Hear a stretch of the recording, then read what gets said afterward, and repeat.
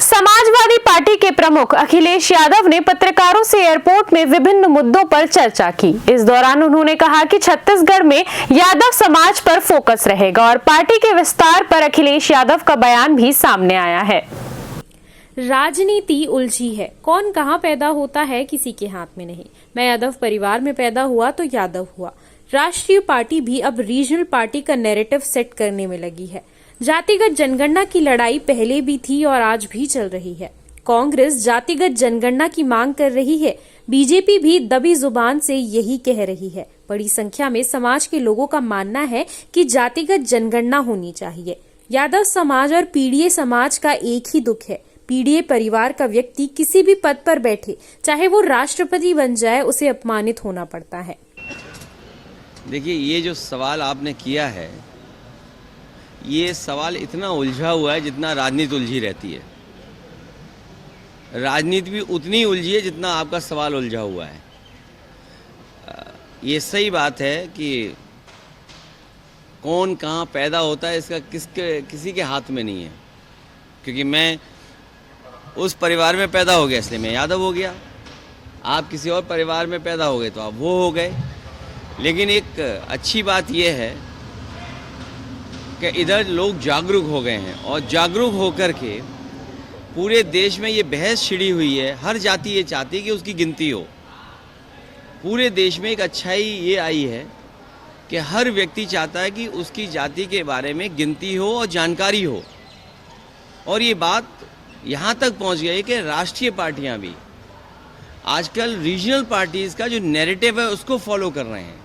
मुझे याद है लोकसभा में जिस समय नेताजी थे, शरद यादव जी थे, आदरणीय लालू प्रसाद यादव जी थे और दक्षिण भारत के बड़ी संख्या में नेता, रीजनल पार्टी के बड़ी संख्या में लीडर्स ये मांग कर रहे थे कि जाति जनगणना हो, जातियों को गिना जाए और गिन करके उनको अधिकार और सम्मान मिलना चाहिए।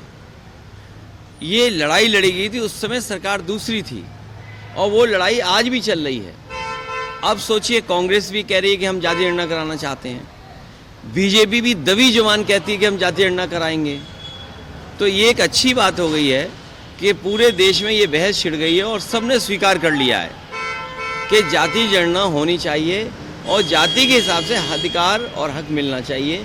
जो बाबा साहब भीमराव अम्बेडकर जी का संविधान है, जिसमें सामाजिक आर्थिक रूप से जो गैर बराबरी है उसको दूर कैसे किया जाए, उस दिशा में जो आरक्षण है उस पर काम हो। और उसमें कई दल तो ये भी मांग रहे हैं कि दक्षिण भारत में जिस तरह सीमा टूट गई है आरक्षण की, वो सीमा तोड़ी जाए यहाँ पर। क्योंकि हमारे जो साथ हैं यादव महासभा में तो हैं ही हैं, लेकिन ये हमारे पारिवारिक इनसे रिश्ते भी हैं।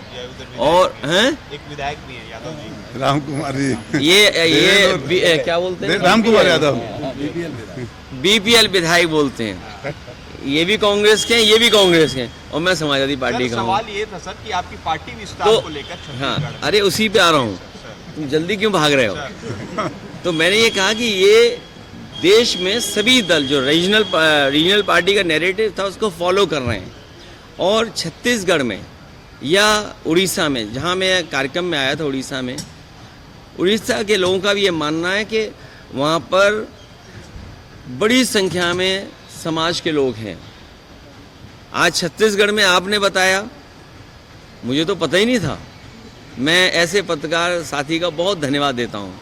आप अगर नाम बता दे तो नाम लेकर के मैं धन्यवाद दे दूँ। क्या नाम है? सौरभ सिंह परिहार।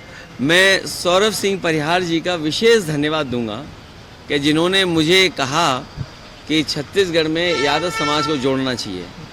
मैं यादव समाज को जोड़ने के साथ साथ पीड़िए समाज जो हमारा है, जो बहुत पिछड़ा है, अपमानित है और हमारा और उनका एक ही दुख है। हम एक ही पीड़ा से बंधे हुए लोग हैं, हम एक ही पीड़ा से बंधे हुए लोग हैं। अब सोचिए, उदाहरण के लिए बीजेपी ने जिस मंदिर में मैं गया, वो मंदिर में गंगा जल से धुलवाया।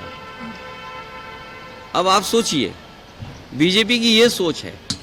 तो इसलिए पीड़िए के लोगों का एक ही सा दुख है, एक ही सी पीड़ा है। और कोई भी पीड़िए परिवार का किसी भी पद पर बैठ जाए, पीड़िए परिवार का व्यक्ति किसी पद पर बैठ जाए, चाहे वो राष्ट्रपति बन जाए, लेकिन उसके बावजूद भी उसे कभी कभी अपमानित होना पड़ता है। इसलिए जो जाति का सवाल है, कास्ट सेंसस, हम उसके पक्ष में हैं। हमारा मानना है कि जिस समय सामाजिक न्याय और सामाजिक न्याय के राज की स्थापना हो जाएगी, बाबा साहब भीमराव अम्बेडकर जी के सपनों को पूरा करने के लिए बाबा साहब के साथ साथ डॉक्टर राममनोहर लोहिया का सपना पूरा हो, और बहुत सारे ऐसे आपके प्रदेश में भी समाजवादी आंदोलन के नेता जुड़े रहे, आदिवासी समाज के नेता जो इस आंदोलन से जुड़े रहे, उनकी यही ख्वाहिश थी कि सामाजिक न्याय मिले, हम बराबरी पर पहुँचें, और हमें उम्मीद है आने वाले समय में हम लोग उस लड़ाई को और आगे बढ़ाएंगे।